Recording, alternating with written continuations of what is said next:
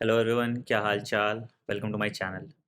तो बच्चों, आज हम लोग बात करने वाले हैं कि टॉपिक वाइज वेटेज कौन कौन सा है बायोलॉजी का और कौन से टॉपिक में बायोलॉजी में कितने मार्क्स के क्वेश्चन आते हैं। इससे क्या होगा, आपका एक तो रिवीजन का एनालॉजी अच्छी हो जाएगी कि आपको रिवाइज कहाँ पे करना है, कौन से चैप्टर्स को पहले रिवाइज करना है, किस चैप्टर पे कितना टाइम देना है। And this topic wise weightage को मैंने नए सिलेबस के हिसाब से इनकलकेट कर दिया है कि अगर नया सिलेबस जो रिवाइज सिलेबस है उसके हिसाब से क्वेश्चन सेट होते हैं तो उसके हिसाब से आपको क्या करना चाहिए। ठीक है, तो ये वीडियो मस्ट वॉच वीडियो है सारे नीट एस्पायरेंट्स के लिए। बेटा, अगर तक अभी तक इस चैनल को सब्सक्राइब नहीं किया तो पहले तो पाप कर रहे हो यार। तुम देखो, ओवर टाइम करके मैं यहाँ पे काम कर रहा हूँ, ठीक है? तो सब्सक्राइब करना तो आपको बनता है। फटाफट इस चैनल को सब्सक्राइब कर दीजिए और बेल आइकन दबा दीजिए। कर दिया सब्सक्राइब? अब आगे बढ़ते हैं, ठीक है? इस वीडियो को लास्ट तक देखना, लास्ट में मॉक टेस्ट के बारे में भी कैसे रजिस्ट्रेशन करना है उसकी डिटेल है, ठीक है? चलो, तो बेटा ये मैंने शिक्षा.com से लिया, ये बेसिक है, ये तो आपको सब जगह मिल जाएगा, ठीक है? शिक्षा.com पे आप जाओगे, आपको ये पूरी फाइल मिल जाएगी आपको कि चैप्टर वाइज़ वेटेज क्या है। इनका वेटेज ठीक था और इनका एनालिसिस भी मिला-जुला के ठीक था, इसलिए मैंने इसको डायरेक्टली ले लिया, ठीक है? तो भैया क्या है वेटेज, देखिए प्लांट डाइवर्सिटी से दिखा रहे हैं ऐसे पाई चार्ट में कुछ खास आपको समझ में नहीं आएगा, तो हम लोग नंबर पे आ जाते हैं। नंबर में आपको क्लियरली दिखने लगेगा। तो अगर मान लो कि बॉटनी 100% है, मतलब 100% क्या है, 50 क्वेश्चंस हो गया अभी के हिसाब से, है ना? 50 क्वेश्चंस हो गया अभी के हिसाब से, 45 है और 5 एक्स्ट्रा क्वेश्चन जो होते हैं आपके वो नए पैटर्न के हिसाब से, ठीक है? नया पैटर्न जिन बच्चों को नहीं पता है बेटा, सब्जेक्ट वाइज़ हमने ये क्या किया है कि 35 क्वेश्चन जो है रिड्यूस सिलेबस के हिसाब से आएँगे और 15 क्वेश्चन जो हैं, वो आपके किस सिलेबस के हिसाब से आएँगे? फुल सिलेबस के हिसाब से आएँगे और 15 में से आपको 10 अटेम्प्ट करना है, ठीक? तो आपकी तैयारी उसी हिसाब से होनी चाहिए कि आपको इन चैप्टर्स पे ज़्यादा ध्यान देना है, इन चैप्टर से कंपैरेटिवली कम ध्यान देना है, ठीक है? मैं आपको पैटर्न भी बताता जाऊँगा कौन-सा चैप्टर आपको कैसे-कैसे करना है, ताकि आपका कंप्लीट बायोलॉजी का हिसाब-किताब हो जाए। अब हम प्लांट डाइवर्सिटी की बात करेंगे, 12% क्वेश्चन आता है प्लांट डाइवर्सिटी में, बॉटनी पोर्शन से, ठीक है? प्लांट डाइवर्सिटी स्ट्रिक्टली एनसीईआरटी से आता है, ओनली एनसीईआरटी, मतलब तुमको ना ऊपर खोल के भी कुछ नहीं देखना है। It is so much related to NCERT, मतलब एकदम एनसीईआरटी से आता है, तो आप इसको मल्टीपल टाइम्स पढ़ सकते हैं। मेरे हैंड रिटन नोट्स वाले जो लेक्चर्स हैं उससे पढ़ सकते हैं, माइंड मैप्स के थ्रू पढ़ सकते हैं। बट ये एक दिन में आपको याद नहीं होगा, 7 दिन, 8 दिन, 9 दिन आप पढ़ते रहेंगे, तो अपने आप ये आप प्लांट डाइवर्सिटी अच्छे से कंप्लीट कर पाएँगे, ठीक है? प्लांट एनाटॉमी से लगभग 1 से 2 क्वेश्चन आता है, मॉर्फोलॉजी से ज़्यादा क्वेश्चन आता है। तो भई मेरा इम्पोर्टेंट चैप्टर कौन-सा है? प्लांट मॉर्फोलॉजी एक छोटा चैप्टर है, बट लगभग 4 question on an average plant morphology से आते हैं। 2019 में भी देखा था हमने, 2020 में भी देखा था, और इसमें जो क्वेश्चंस आते हैं वो एग्जांपल बेस्ड क्वेश्चन ज़्यादा आते हैं, ठीक है? तो एग्जांपल्स की एक चार्ट बना लो, प्लांट फैमिलीज़ की एक चार्ट बना लो, एंड अगेन ये भी स्ट्रिक्टली एनसीईआरटी है। जहाँ स्ट्रिक्टली एनसीईआरटी वहाँ पे ओनली एन लिख दूँगा मैं, ठीक है? ओनली एन, एन, एन, ठीक है? Self biology and cell division ये थोड़ा कॉन्सेप्चुअल चैप्टर होता है। इसमें भी सेल डिवीजन से ज़्यादा सवाल आता है और cell the unit of life से कंपैरेटिवली कम सवाल आता है। तो सेल डिवीजन आपको बहुत अच्छे से पढ़ना है, और इसमें क्या है, पढ़ना तो आपको एनसीईआरटी से है, बट ये कॉन्सेप्चुअल चैप्टर है। तो आप मेरे लेक्चर देख सकते हैं, अगर आप एनसीईआरटी रिव्यू का देखना चाहते हैं, cell the unit of life and cell cycle in cell division, कहाँ मेरे लेक्चर मिलेंगे, वीडियो क्लास में मैं आपको बता दूंगा, ठीक है? तो सेल बायोलॉजी में 10% क्वेश्चन लगभग आते हैं। बायोमोलिक्यूल से क्वेश्चन जो आते हैं ज्यादातर एंजाइम पे आते हैं, ठीक है? ज़्यादातर क्वेश्चन जो एंजाइम पे आते हैं या इन्हिबिटर्स पे क्वेश्चन आते हैं, या फिर वो जो बॉक्स है सेकेंडरी मेटाबोलाइट्स वहाँ से क्वेश्चन्स आते हैं, ठीक है? तो बायोमोलिक्यूल्स का वो वाला पार्ट आप अच्छे से देख लेंगे। प्लांट फिजियोलॉजी का लगभग, प्लांट फिजियोलॉजी जो पूरी प्लांट फिजियोलॉजी है, उसमें ऑन एन एवरेज जो है कि मुश्किल से आपके 8 क्वेश्चन आते हैं, 8 से 10 क्वेश्चन मैक्सिमम, ठीक है? 8 से 10 क्वेश्चन मैक्सिमम आते हैं, तो पर चैप्टर आप ऑन एन एवरेज समझिए कि 2 क्वेश्चन हो गया पर चैप्टर, ठीक है? जिसमें मैं आपको बता देता हूँ, ट्रांसपोर्ट इन प्लांट से थोड़ा कंपैरेटिवली कम क्वेश्चन आता है। क्वेश्चन कहाँ से आते हैं? रेस्पिरेटरी वाले पार्ट से, है ना? रेस्पिरेशन वाले पार्ट से ज़्यादा क्वेश्चन आते हैं। प्लांट ग्रोथ एंड डेवलपमेंट से ज़्यादा क्वेश्चन आते हैं। फोटोसिंथेसिस के C3 C4 साइकिल के चेंजेस वाले में, वहाँ से ज़्यादा क्वेश्चन आते हैं, ठीक है? तो ये चीज़ आपको ध्यान रखना है। प्लांट रिप्रोडक्शन की बात करेंगे, अगेन प्लांट रिप्रोडक्शन में आपके अच्छे क्वेश्चन आते हैं। सेक्सुअल रिप्रोडक्शन फ्लाइंग प्लांट, ये भी इंपॉर्टेंट है, छोटा चैप्टर है और इंपॉर्टेंट है, ठीक है? जेनेटिक्स लगभग 24% वेटेज रखता है। बॉटनी का मतलब 1/4 जेनेटिक्स और बायोटेक्नोलॉजी आता है। दिस इज़ मस्ट डू, और अगेन ये आप एनसीईआरटी रिव्यू से मेरे कर सकते हैं। थ्योरी भी मैंने अच्छे से किया है, कॉन्सेप्ट भी मैंने अच्छे से किया और एनसीईआरटी भी पढ़ा दी है, ठीक है?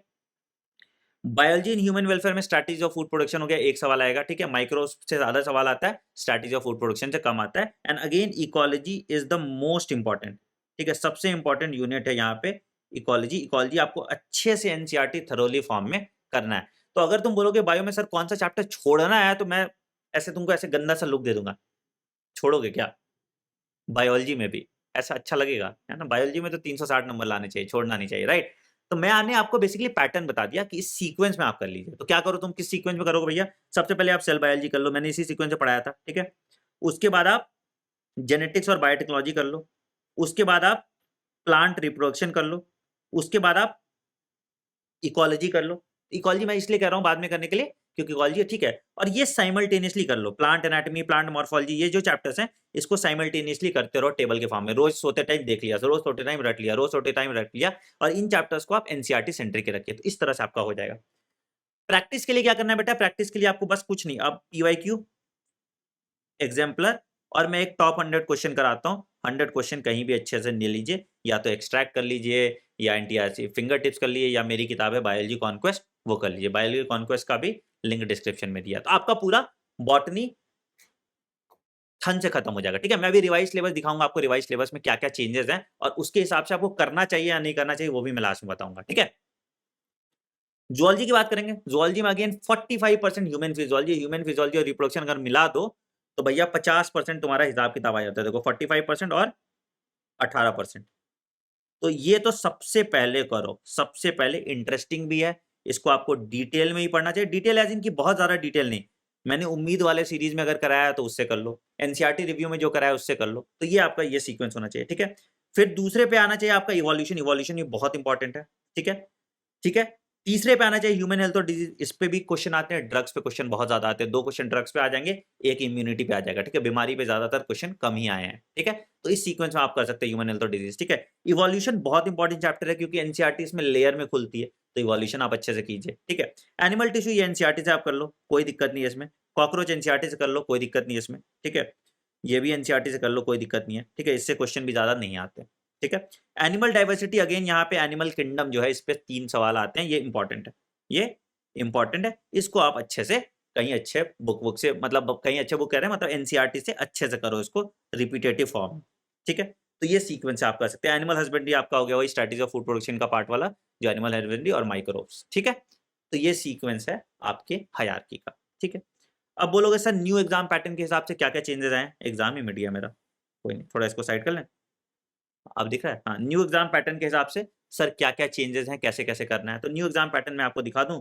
न्यू एग्जाम पैटर्न यहाँ देखो, कहाँ गया भैया? न्यू एग्जाम पैटर्न नोटेबिलिटी, आओ, ठीक है? तो ये रिवाइज सिलेबस है, ये आपको मिल जाएगा टेलीग्राम चैनल पे in the name of doctor Anand money. अब ये थोड़ा कट रहा है बट मैनेज कर लो, ठीक है? तो इसका मैं पीडीएफ भेज दूंगा, डॉक्टर आनंद मनी टेलीग्राम, ठीक है? सर्च कर लो, या t.me/needs+, ठीक है? ये मैं तुम्हारे सामने ही भेज दूंगा, t.me/needs+, ठीक है? लगभग 1,50,000 स्टूडेंट ऑलरेडी जुड़े हुए हैं। एनीवेज चलो आओ देखो। तो बेटा इसमें क्या है, इसमें वही सेम चीज, सारा चीज दिया है। अब इसमें क्या क्या कुछ कुछ चीज काटा है। लिविंग वर्ल्ड रहने दिया है, ठीक है? दिख रहा है, तुम मोटा मोटी समझ जाओ। बायोलॉजिकल क्लासिफिकेशन रहने दिया है, प्लांट किंगडम रहने दिया है, एनिमल किंगडम रहने दिया है, ठीक है? मॉर्फोलॉजी ऑफ फ्लावरिंग प्लांट्स रहने दिया है, ठीक है? अब यहाँ पे क्या किया कि यहाँ पे morphology of inflorescence of flower ही सिर्फ रखा है, ठीक है? मतलब उसके पहले रूट स्टेम वम सब खा गया, ठीक है? फिर डिस्क्रिप्शन रखा है फैमिली। तो इसमें मॉर्फोलॉजी ऑफ फ्लावरिंग प्लांट में तुम पहले क्या करोगे? तुम पहले प्लांट फैमिली और फ्लावर, इस पे ज्यादा फोकस करोगे, ठीक है? इस पे ज्यादा फोकस करोगे तो तुम्हारे लिए ज्यादा अच्छा होगा। तो यहाँ पे तुम ये देख लोगे, ठीक है? स्ट्रक्चरल ऑर्गेनाइजेशन में एनिमल टिश्यू रखा, कॉकरोच हटा दिया, ठीक है? कॉकरोच हटा दिया, बट कॉकरोच पे सवाल आता है भैया। देखो मैं कह रहा हूँ सीक्वेंस आपको ये फॉलो करना है, छोड़ना कुछ नहीं है, समझो बेटा बात को। एनटीए का कोई भरोसा नहीं है, हो सकता है ये नहीं इस पैटर्न पे फॉलो कर रहे हैं, ठीक है? तो आपको सीक्वेंस यही रखना है, बट करना सारा है, ध्यान रखिएगा, ठीक है? अब सेल बाय सेल में सब कुछ रखा हुआ है, बायोमोलिक्यूल्स में भी सब कुछ रखा हुआ है, ठीक है? मतलब living biomolecule structure of proteins, carbohydrate, lipid और एंजाइम, सब कुछ है, ठीक है? सेल साइकिल में भी सब कुछ है, कोई दिक्कत नहीं है। इसके बाद ट्रांसपोर्ट और मिनरल न्यूट्रिशन खा गया, मतलब फोटोसिंथेसिस रख दिया, ठीक है? रेस्पिरेशन रख दिया पूरा। प्लांट ग्रोथ में सिर्फ ग्रोथ रेगुलेटर्स के बारे में छोड़ा है, ठीक है? मतलब उसमें फोटो पीरियोडिज्म वगैरह सब हटा दिया, ओनली ग्रोथ रेगुलेटर। तो इसको ग्रोथ रेगुलेटर का चार्ट बना लो, ठीक है? तो इससे आपका क्लैरिटी मिल जाएगा। ह्यूमन फिजियोलॉजी में डाइजेशन एंड एब्जॉर्प्शन हटा दिया, breathing and exchange of gases है, बॉडी फ्लूइड्स एंड सर्कुलेशन है, एक्सक्रीटरी सिस्टम है, लोकोमोशन है, न्यूरल है, केमिकल है। कौन नहीं है? डाइजेशन नहीं है, ठीक है, तो यहाँ पे ठीक है। अच्छा, मूवमेंट एंड लोकोमोशन में बोन्स काट दिया, ठीक है, एक्सक्रीशन में सब कुछ है, बॉडी फ्लूइड्स एंड सर्कुलेशन में सब कुछ है, ब्रीदिंग में सब कुछ है, ठीक है, केमिकल में भी सब कुछ ही है, नर्वस में भी सब कुछ ही है, नर्वस में आई ईयर खा गया, ठीक है, आई और ईयर लास्ट में करना, तो आई नहीं है, ईयर नहीं है। तो ये सब आप सेकंड फेज में कीजिएगा, ठीक है। फर्स्ट फेज में आप पहले इसको कर लीजिएगा, फिर सेकंड फेज में इसको कर लीजिएगा, ठीक है। सेकंड पार्ट में क्लास 12 में आते हैं, सेक्सुअल रिप्रोडक्शन फ्लावरिंग प्लांट पूरा है, रिप्रोडक्शन ऑर्गेनिज्म खा गया, ठीक है, ह्यूमन रिप्रोडक्शन पूरा है, ठीक है, रिप्रोडक्टिव हेल्थ पूरा है, जेनेटिक्स पूरा है, ठीक है, मॉलिकुलर जेनेटिक्स भी पूरा है, ह्यूमन हेल्थ और डिजीज भी पूरा ही है, ठीक है, क्योंकि वैक्सीन रेजोल्यूशन ड्रग और सब आ गया, माइक्रोब्स भी पूरा है, स्ट्रैटेजी ऑफ फूड प्रोडक्शन खा गया, चैप्टर ही नहीं है वो, ठीक है, जो एनिमल हस्बेंड्री हम बोल रहे थे, अच्छा है ना ही रहे, ठीक है। बायोटेक्नोलॉजी पूरा है, बायोटेक्नोलॉजी एप्लीकेशंस पूरा है, यहाँ पे ऑर्गेनिज्म एंड पॉपुलेशन है, इकोसिस्टम खा गया और बायोडाइवर्सिटी है, जो कि रैंडम है, मतलब तुम इकोसिस्टम से कुछ चीज रिलेट करोगे, इन्वायरमेंटल इश्यूज होना चाहिए, वो नहीं है। तो मतलब इन्होंने 2 चैप्टर ऐसे हड़बड़ी में लास्ट में ना, सिलेबस का लास्ट डेट होगा, क्या प्लान करना है उसको ऐसे मन इंकी पिंकी पंकी पू करके हटा दिया, ठीक है। तो बेटा देखो, टू बी वेरी ऑनेस्ट, अगर मुझे लगता है कि इस रिवाइज सिलेबस पे क्वेश्चन बनेंगे, तो मुझे नहीं लगता, ठीक है, मोर और लेस ऐसा नहीं होना चाहिए, क्योंकि बन नहीं सकता क्वेश्चन ना, बहुत घटिया क्वेश्चन बनेगा, ठीक है। तो I think new exam pattern सिर्फ तुमको प्रैक्टिस के लिए इंपॉर्टेंट है, ठीक है, ध्यान से सुनो, इसके लिए बेसिकली तुम करो फुल सिलेबस ही, सीक्वेंस बस जो मैंने बोला वो कर लो, ठीक है, करो तुम full syllabus he, but sequence जो है रिवाइज सिलेबस वाला फुल कर लो। तो इससे क्या होगा ना, इससे क्या होगा कि तुम्हारा तैयारी का तैयारी हो जाएगा और ये कंप्लीट हो जाएगा, तो there is nothing you will regret here, तो वो आपको फायदा मिल जाएगा, ठीक है। आपको यहाँ पे इंपॉर्टेंट है प्रैक्टिस, आपको यहाँ पे इंपॉर्टेंट है प्रैक्टिस, क्योंकि बेटा इवेंचुअली आप 200 क्वेश्चन कर रहे हो अब 180 मिनट में, आप 200 क्वेश्चन कर रहे हो 180 मिनट में, तो यहाँ पे आपकी स्पीड बढ़ानी है, यहाँ पे आपको सिली मिस्टेक एक्यूरेसी बढ़ानी है, क्योंकि ऑब्वियसली कट ऑफ ज्यादा जाएगा, क्योंकि आपके पास ऑप्शन है तो बच्चे इजी क्वेश्चन ही मार्क करेंगे। तो प्लीज फोकस, आपको स्पीड बढ़ानी है, आपको अपनी एक्यूरेसी बढ़ानी है, ये ध्यान रखना, ठीक है। तो इसके लिए आपके लिए हम ले आए हैं ऑल इंडिया मॉक टेस्ट, पता ही तुम लोग को, नीट पैटर्न पे मैंने पहले पिछले वीडियो में बताया था, ठीक है। इसका रजिस्ट्रेशन स्टार्ट हो जाएगा इस वेबसाइट पे आज रात में 10 बजे से, ठीक है। We will be rolling out only 10,000 copies, ठीक है। जिन बच्चों को हार्ड कॉपीज घर पे नहीं मिलेंगी, उनको पीडीएफ मिलेगा टेलीग्राम चैनल पे फ्री ऑफ कॉस्ट, ठीक है। सिर्फ जो 10,000 कॉपीज जो बच्चे रोल आउट करूंगा, उसके लिए मैं 149 रुपीज लूंगा, क्योंकि वो प्रिंटेड फॉर्म में होगा, ठीक है। जिन बच्चों को नहीं मिल रहा वो जीरोक्स करा लें, जीरोक्स कराएंगे भी तो तुमको इतना ही पैसा लगेगा, ठीक है, तो तुम पीडीएफ जीरोक्स करा सकते हो, ठीक है। 2 अगस्त से आपका टेस्ट स्टार्ट हो जाएगा, ठीक है। शेड्यूल आपको वेबसाइट पे मिल जाएगा anandmoney.com, आज रात में 10 बजे, या टेलीग्राम चैनल। तो ये दोनों काम जरूर कर लेना, कमेंट सेक्शन में जरूर बताना टेस्ट सीरीज का इनिशिएटिव कैसा है। इस चैनल को सब्सक्राइब कर दो, क्योंकि इस टेस्ट सीरीज के सॉल्यूशंस इसी चैनल पे आएंगे, तो उसको सब्सक्राइब कर दीजिए, क्योंकि पेपर एनालिसिस और सॉल्यूशन वगैरह सब इसी चैनल पे आएंगे। And this mock test is very important for you, आपको 10 फुल मॉक टेस्ट आपको देना है, ठीक है। अच्छे क्वेश्चन चुनिंदा रसीले बगानों से हम लेके आए हैं, ताकि आपका अच्छे से नीट में सिलेक्शन हो पाए, ठीक है। वीडियो को लाइक कर दीजिएगा बेटा, बहुत मेहनत लगती है आपके लिए काम करने में, तो यहीं से अप्रिशिएशन मिलता है। चैनल को सब्सक्राइब कर दीजिएगा और बेल आइकन दबा दीजिएगा।